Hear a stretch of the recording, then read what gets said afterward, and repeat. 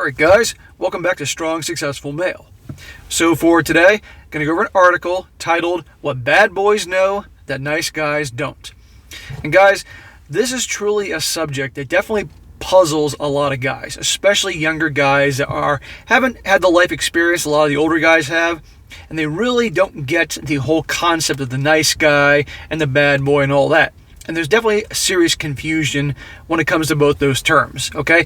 And I was absolutely no different. When I was younger, I had no clue, and I didn't have anybody to teach me these things. I didn't have any friends or family to explain these things because they didn't know.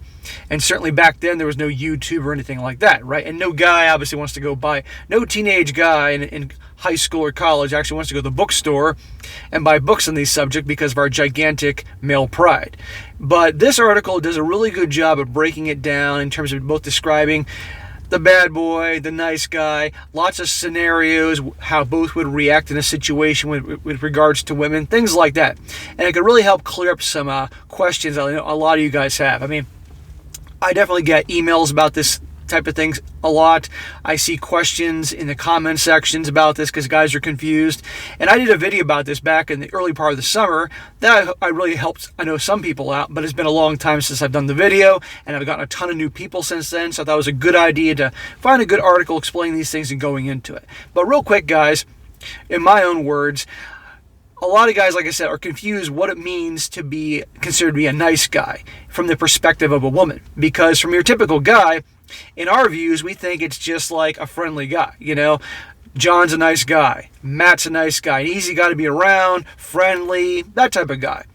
But from a woman's perspective, in womanese, in their language, it's not that at all. From a woman's perspective, when they say a guy, he's a nice guy, which obviously means a guy they're not interested in, that's usually when a guy is too nice. He is typically very easy in the sense that pretty much she can have her way with him all the time. No challenge, and women love challenges. He's predictable. She knows pretty much what the guy is going to do before he even does it. And again, women like guys that are unpredictable, keeps them on their toes. He pretty much puts her on a pedestal because the nice guys are conditioned that you need to treat women like the queen. And typically, you guys all know what happens when you put a woman on a pedestal. They're going to look down at you. And keeping in mind that most women have varying levels of low self-esteem, and usually the even better looking ones have a lot of low self-esteem. When they have guys treating them like the queen because they already kind of think badly of themselves deep down in spite of how they act on the outside, they're kind of thinking, what's wrong with this guy? I'm not that great. And they lose respect for him. It's crazy, but it's the truth. Meanwhile, the bad boys won't treat him like the queen, and they like those guys because that's how they think of themselves.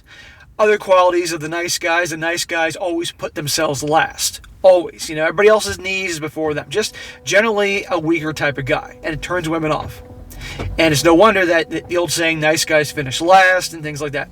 On the other hand, about the bad boy, a big misconception is a lot of guys think bad boys are basically criminals, okay? Thugs. And while there is some truth that you definitely can have the bad boy persona with guys that are criminals, and there definitely are women that like guys that are criminals. I mean, how many high-profile guys in prison get flooded with letters from women all over the world every day? I mean, we all know this. We hear about it, and it's crazy.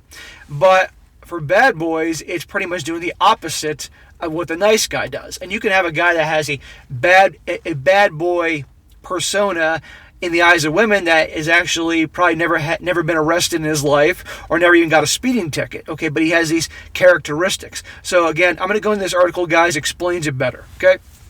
So it starts off, everyone's heard nice guys finish last, but they don't have to. It's not the bad that makes bad boys attractive. It's what they do that nice guys don't. See? One of the more tedious ideas in dating advice is the idea of nice guys finish last, and girls love bad boys. It's a truism that never seems to fully go away. The idea that women love assholes and will pick them over the self-described nice guy. The idea of assholes and bad boys underpins the pickup artists and red pill philosophies of learning how to be an asshole so women will love you. The whole alpha fucks beta bucks mentally dread game, negging women in order to prove your value, and so on, are all ways to try to dress up in bad boy drag and convince women that you're an alpha. Frustrated nice guys will point out to the success of the grape-tastic 50 Shades series, articles proclaiming that studies of dubious provenance have proven the high-octane sexiness of bad boys, women of their acquaintances who say they want nice men but go for scoundrels. And of course, the asshole who gets their crush before they did. I'm doing everything right and I'm still single. So what does he have that I don't? Demand the lonely nice guys.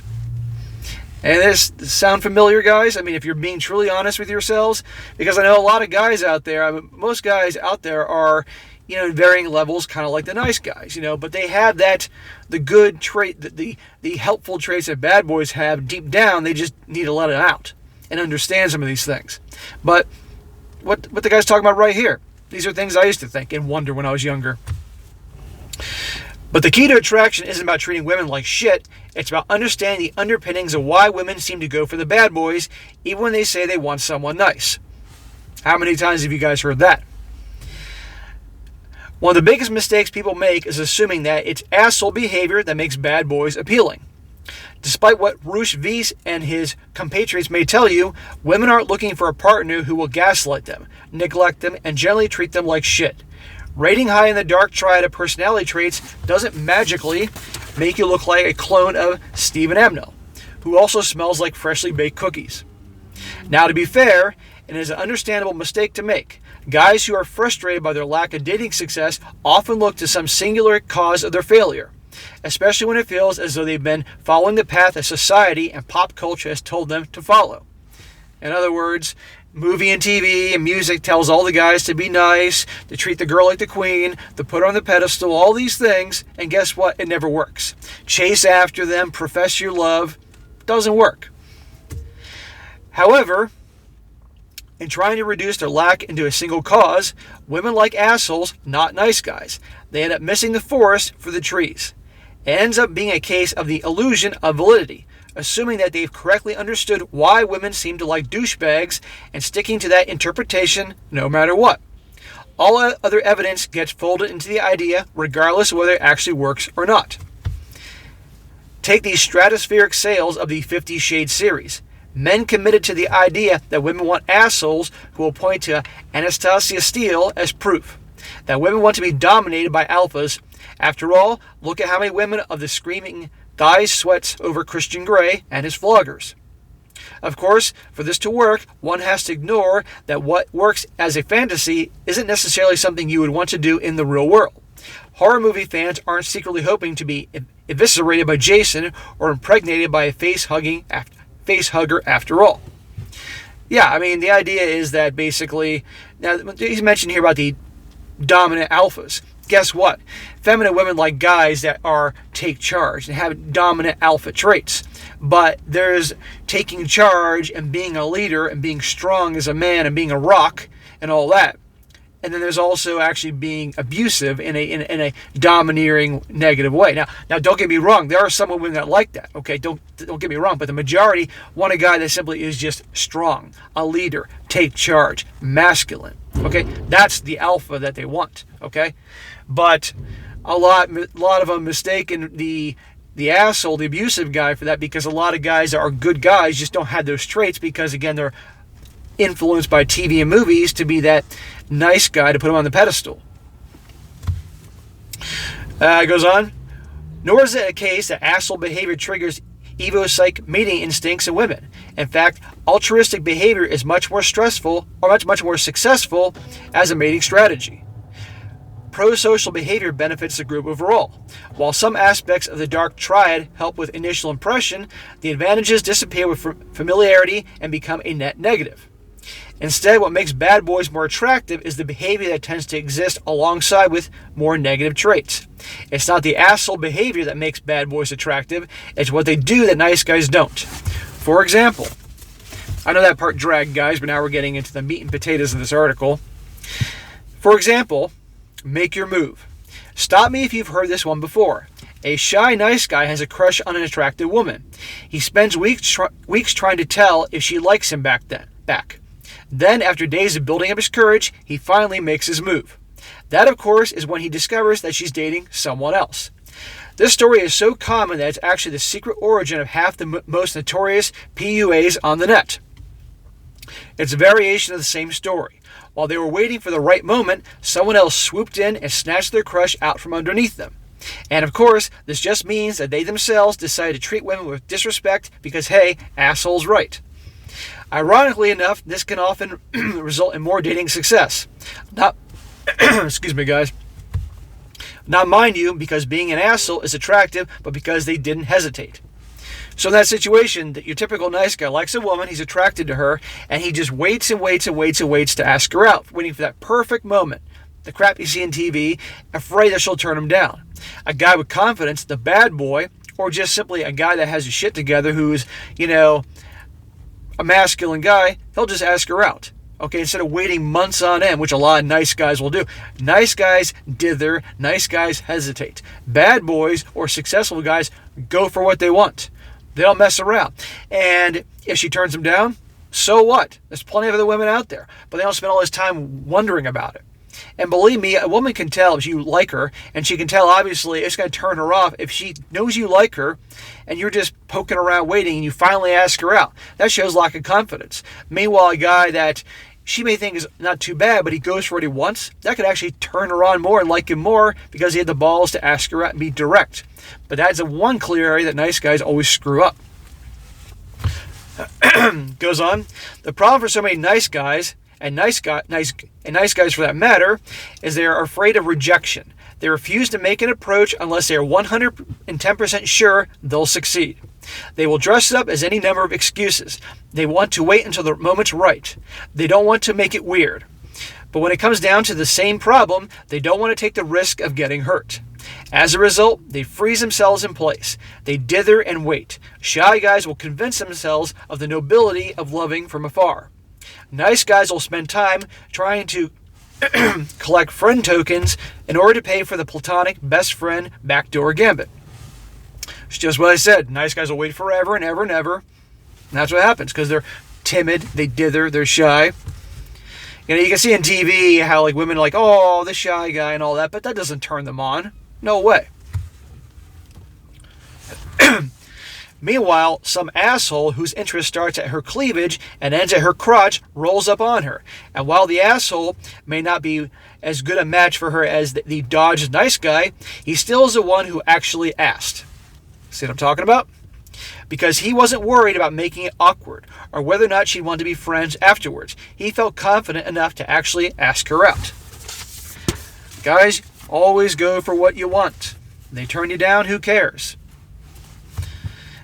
Even if the woman in question liked the nice guy, she isn't going to wait forever for him to make up his mind.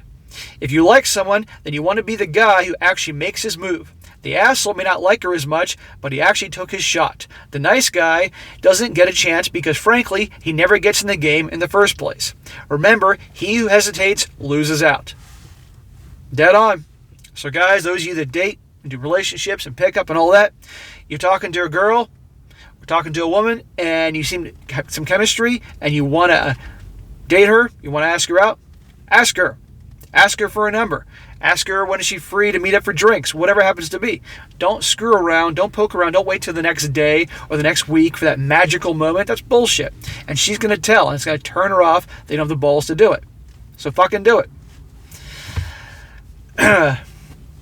One of the most famous studies on the appeal of men with high levels of narcissism, psychopathy, and Machiavellianism focuses on the halo effect, the way that one's appearance affects how others perceive you. Narcissists, in particular, tend to be perceived as more attractive than other people. In fact, narcissists are often seen as being nicer, funnier, and more appealing overall than others. They are, in short, taking full advantage of the halo effect. Because they look good, they're seen as being better than they are in real life.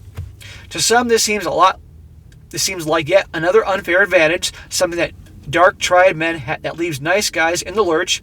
In reality, however, generally good guys have the upper hand. See, the key is that narcissism is an inherent charisma buff. It's that narcissists put more effort into their appearance. Narcissists spend more time grooming, working out, and otherwise showing themselves off to their best effort. Their egos won't let them look anything other than their absolute best. This is something that literally anyone can do. Getting fit and dressing sharp are very easy ways to upgrade your looks in short order. And by doing so, you actually gain a greater advantage over narcissistic bad boys. See, while narcissists seem more attractive at first, that overall effect fades very quickly. In fact, over time, people see narcissists as unpleasant, hostile dicks. What I've been telling you guys from day one: hit the gym, work out, get your bodies in good shape, start dressing better, grooming yourself, all these different things. Okay, and it will vastly help your situation. Okay, with one, you should do it in general just for your overall health and looking your best, but also for those of you guys that want to attract women, it's a no-brainer. Okay, narcissists, as he's describing it, guys obviously really care about their looks and all that. It's nothing to them because they actually enjoy that. But for your average guy that obviously wants to improve with women, hit the gym. You start doing that 6 months to a year, you'll start transforming your body, looking better. It will definitely help your game. And of course, dressing better and all that. But at the end of the day, you can look like a supermodel, a male supermodel, whatever the hell they're called for men, and dressing like a GQ guy and everything. But if you don't have any other good attributes, it's not going to work. But it will help you out. It will help get your foot in the door. But then you got to have some actual confidence in yourself to actually go in the door. Continues. Meanwhile, legitimately good guys, people that others like to spend time around, see what I said? The good guys, the guys that people want to spend their time with, like a lot of guys confuse nice guys, they just think they're just good guys. Well, good guys like they're talking about here become more appealing over time. In fact, they become more attractive regardless of their physical appearance. Look, here's the deal. You see a lot of guys actually have good things about them, and they may not be the best looking guys, and they have good looking women because usually they got other things going on. But typically, because how many times have you seen guys are with a woman, you're like, how the hell did that guy get her? But then you find out it isn't just money or anything like that. Also, the guy has a lot of confidence in himself, and he's charming and all those other traits, which I want you guys to develop, again, if that's what you want in terms of attracting women. So if you want to get the advantage over the asshole, take a page from their book. Spend more time on your presentation and the first impressions you make. The bonuses are well put together and fun to be around stack, while the charisma boost from narcissism alone fades, giving you the net advantage. Next one, don't be easy. This is a big one I mentioned in the beginning. Another reason why bad boys are so appealing is simple. They're more of a challenge than a lot of the nicer guys. Part of what makes the difference between sexual attraction and platonic friendship is behavior. A guy with many female friends may be a good guy with lots to recommend him, but he's missing that spark of oomph that catches people's attention. More often than not, they tend to be agreeable and easy to please, almost too eager in some cases. So I'm telling you, nice guys always want to please everybody. Nice guys put everybody before themselves. Bad boys put themselves first. Bad boys don't care about pleasing people. Bad boys don't give a shit. And like I said, you can have guys that are complete assholes, and they're that way in a negative way. But you can have a guy that's a cool guy and is perceived as a bad boy with women, that he simply just speaks his mind. And he's not going to tolerate any bullshit. And he's not going to let anybody else come before him. That's the difference. It's not that hard to develop, guys. You just got to change how you go about things, change that whole mindset. Because I know most of you guys, like I was once, was brainwashed by movies and TV. They got to be a certain way. Or you listen to women tell you how to be. When I tell you, and I learned the hard way, never take advice from women about women. Classic mistake, but I did it too. In fact, for men, that eagerness crosses the line from easygoing to desperate for approval and afraid to rock the boat. While there is a lot to be said for somebody that's easy to get along with, a pushover who overvalues the opinions of others is frankly not that attractive. See? Part of what makes bad boys more appealing is the fact they feel just a little out of reach. They're tantalizing in their unavailability. Not so out of reach as to be unattainable, but far enough to require a little effort on her part. The hint of effort, the push-pull dynamic, makes them that much more interesting. We tend to value things we have to work for over the things that come very easy to us. Your typical nice guy will jump in with both feet the second any woman gives him any kind of attention, right? Your typical bad boy or assertive guy or a guy that has success with women, he makes the girl prove herself to him, not the other way around. It's very important to understand that. Guys, you don't have to prove shit to anyone, okay?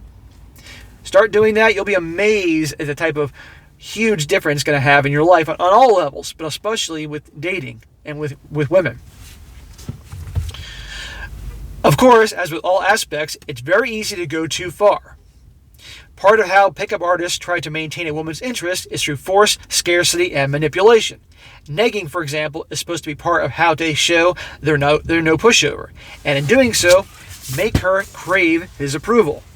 They try to inspire feelings of jealousy or competitiveness, or use the loss of his attention as a way to try to prompt women to try harder to keep his interest.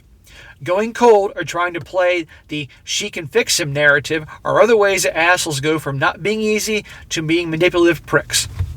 Being just enough of a challenge is appealing because it keeps things interesting. This is important because, frankly, boredom kills attraction.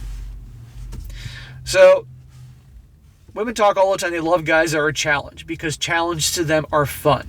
So you don't want to be boring, you don't want to be predictable, and you want to make her kind of win you, because just like anything in life, guys, I mean, when you're younger, a lot of guys, when they first started getting their first job when they're like 16 or a teenager, they wanted to get that car. They wanted to save up for something. And when you typically have to work harder at something, when you actually get it, you value it a lot more as opposed to something that was just handed to you. This is why a lot of women, the guys that it takes a long time for the guy to commit to her, that he doesn't just jump right at her. She really values that guy a hell of a lot more than just some guy, like I said earlier, that she literally says hello to him and he says, I'm yours. Okay? Don't be that guy. All right? Make them work to get you. Because God knows your typical good-looking woman is going to make you work to get her. See? And there's strategies that women read books like. Typically, vastly more women are going to read up on things like this about how to get a guy and how to draw a guy in and how to manipulate a guy versus the other way around. Okay? So for once, guys are starting to gain this knowledge, which is a really, really good thing. Next one, boredom kills attraction. Straight talk. The main reason why nice guys, as opposed to nice guys, do poorly with women is because, quite frankly, they're about as exciting as dry toast. See? Every time a guy complains about the woman who said she wished she could find a nice guy, it's because he has missed the unspoken follow-up. Who doesn't bore the tits off me? Bad boys may be drama bombs waiting to go off, misery factories who are just waiting to shatter a woman's self-esteem, but they're not boring. The edge of doing something they know isn't good for them can be thrilling to many women. It's a bit of excitement that comes to doing something wrong or naughty that they just don't get from a guy who's safe. But being interesting and exciting doesn't also mean horrible human being. Nice guys can be more interesting as well, without being a gaping asshole. Using a little uncertainty, building that sense of anticipation, for example, makes someone much more interesting than a guy who is Johnny on the spot. Won't